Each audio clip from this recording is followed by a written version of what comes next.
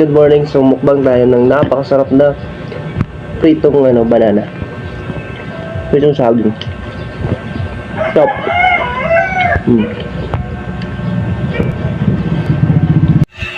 Hi guys, talagang ito muli nagbabalik ang ating mukbang sarap, mukbang delicious at mukbang yummy. Talagang mapapayami kayo sa sobrang sarap ng fried banana.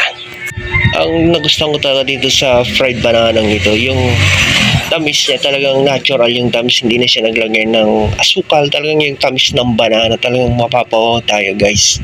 At talagang hindi na ako nagpapigil, nilantakan ko na ng mukbang ang napakasarap na banana ito. So guys, kaya ano pang hinihintay nyo? Tara, samahan niyo ako dito. Tara, kain tayo.